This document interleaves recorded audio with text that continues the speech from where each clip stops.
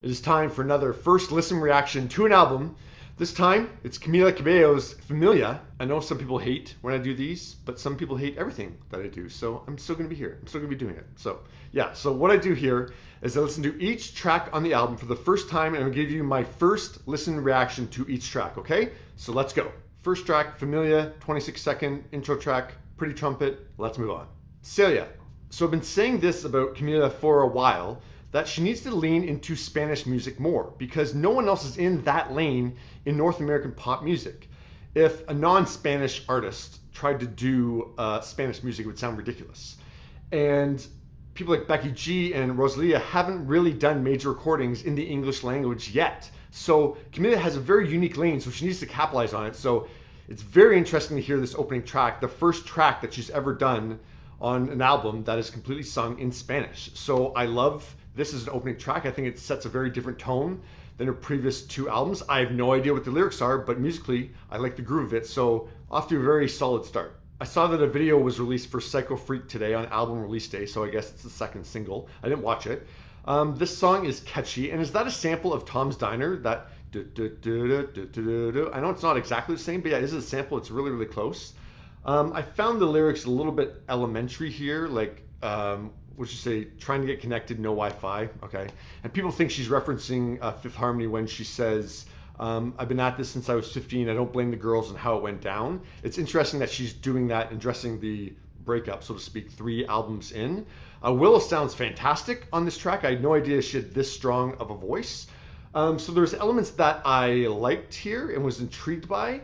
And obviously it's meant to be an earworm, so we'll see if that earworm takes effect for me in the coming days. But I wasn't completely blown away by the track, but yeah, it was decent. Bam Bam. So people already know my thoughts about this one. I think it's the best thing that she has ever recorded. Yes, better than Havana. It's completely turns the idea of a breakup song on its head. It's super clever, it's super catchy, and it'll absolutely be on my best tracks of 2022 lists. La Buena Vita. Yes! I'm so happy that Camila is going in this direction, like taking the Spanish music and yeah, keeping the Bam Bam approach of doing a breakup song that is completely unexpected. Like this isn't some slow ballad, it's just exploding with sound and energy. And I don't know about The Good Life, but this is not only just a good track, it's an outstanding one. Quiet is probably the most typical sounding pop song we've heard on this album so far, in that it's a sound that a lot of pop artists are doing right now. Like a mid-tempo R&B track with heavy 80s influence with that synthesized keyboard. I know I'm going to be in the minority saying this, but I don't love when Camila goes into her falsetto. I just don't think it sounds that strong. So this track, it's not a standout for me, but it's not a misfire either. It's just kind of a solid album track. Boys Don't Cry.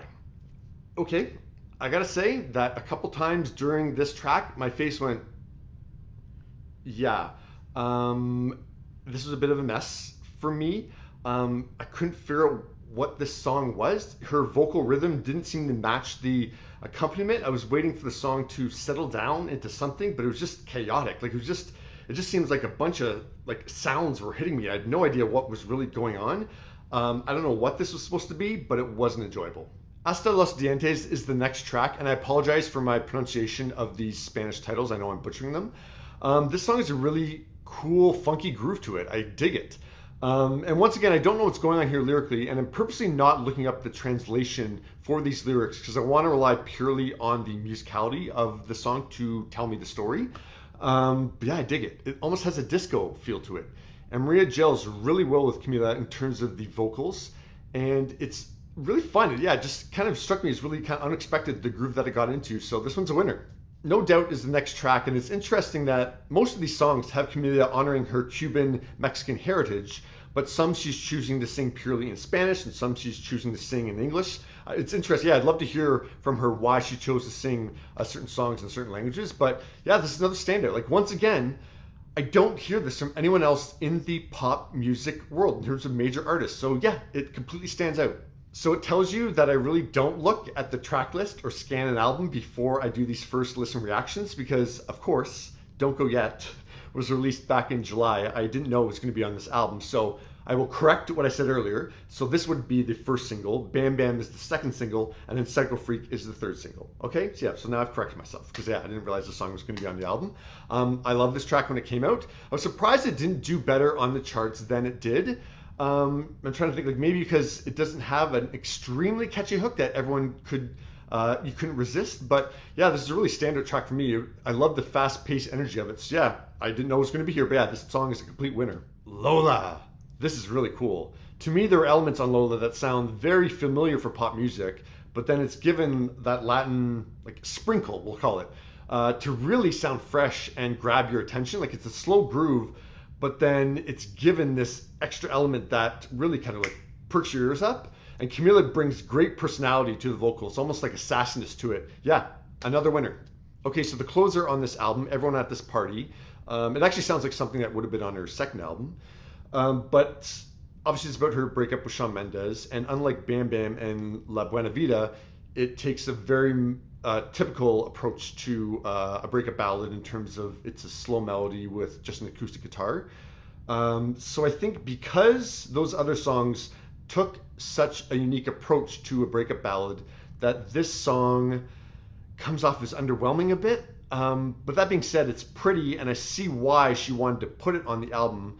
It just doesn't really stand out to me because those other songs were so outstanding and so unique. So yeah, this is a pretty song, but it's not a standard on the album. Okay, so now I have to assess and summarize the album as a whole, which is always hard to do when the quality is a little bit up and down. But what is my overall feeling? This is her best album creatively.